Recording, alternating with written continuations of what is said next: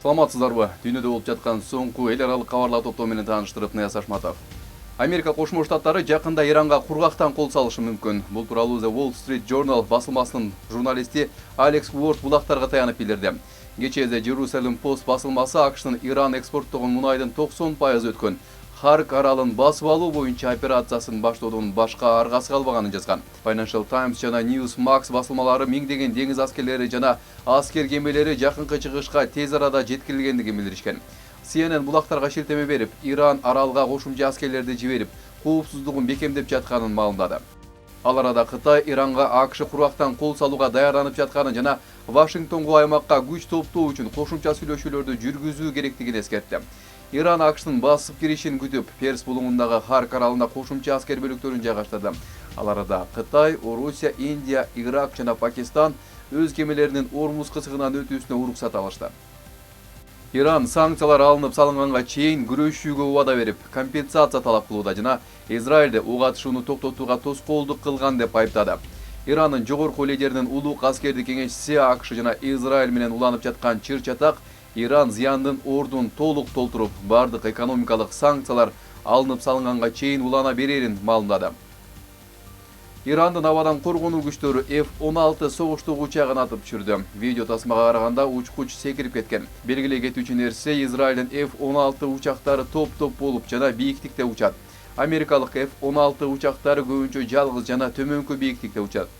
Ирандын маалыматы боюнча учак АКШтын аскер деңиз флотунун базасына жайгашкан согуштук учагы болгон. Иран Израилдин борборуна ракеталык сокку урду. Тель-Авивде жана анын тегерегиндеги аймактарда абадан сокку урулган сиреналар жаңырды.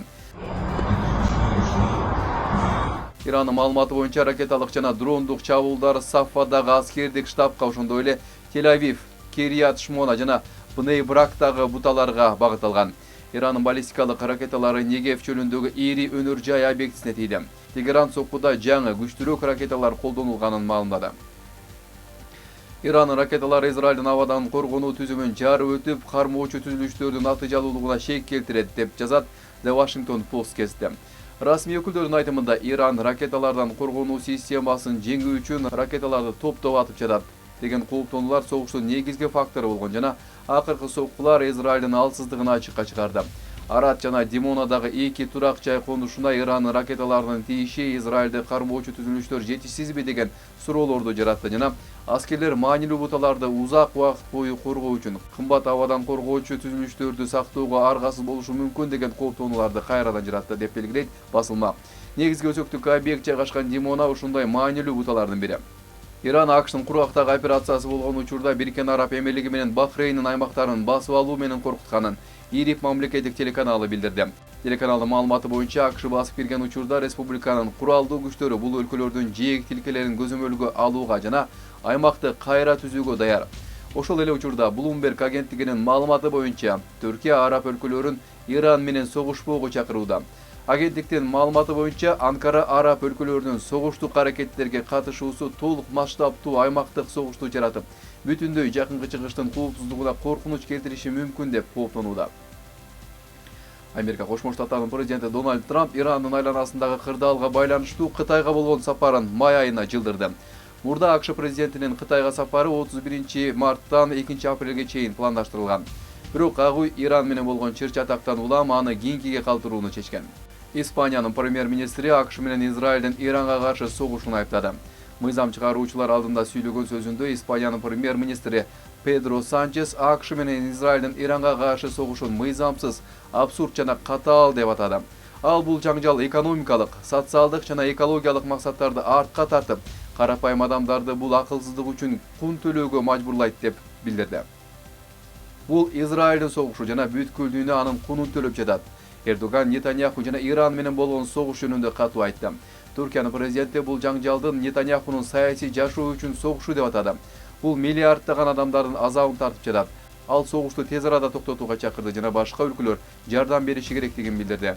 Мындан сырткары тынчтык жана адамзат үчүн жапырт киши өлтүрүү тармагы дароо токтотулушу керек деп кошумчалады ал.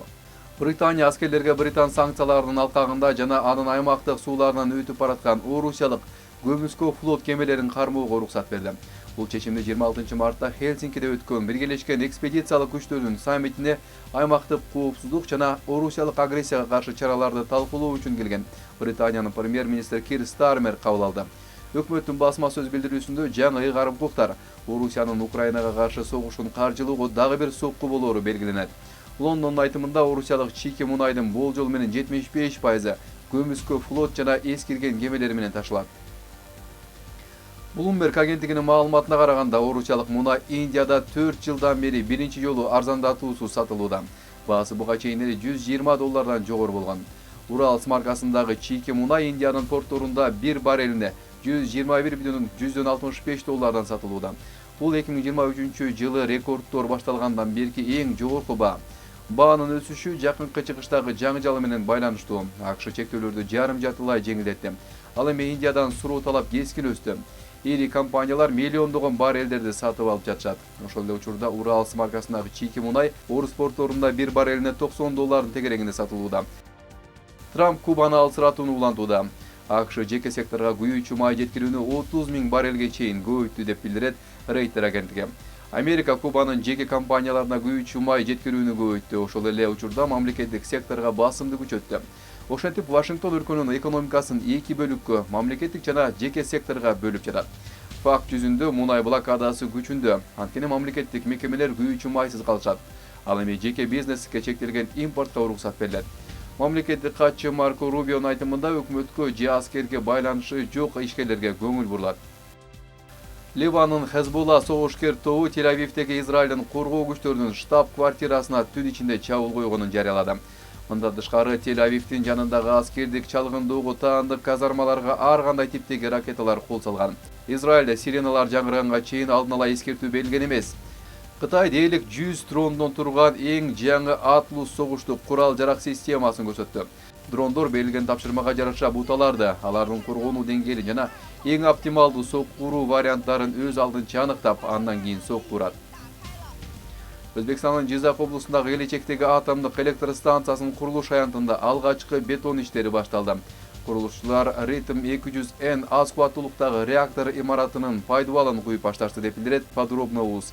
Азыркы этапта болжол менен 900 куб метр бетон пайдубалын куруу иштери жүрүп жатат. Адистер реактор имаратынын пайдубалын төптөп, ага керектүү суу өткөргөчү жана жерге туташтыргычтарды орнотуп жатышат. Бул этап апрель айында аякташы пландаштырылууда. Долбоордун кубаттуулугуна жеткенде атомдук электр станциясы жылына болжол менен 15,5 миллиард киловатт-саат энергия өндүрөт. Бул өлкөнүн жалпы электр энергиясынын керектөөсүнүн 15%-дан ашкан жабат.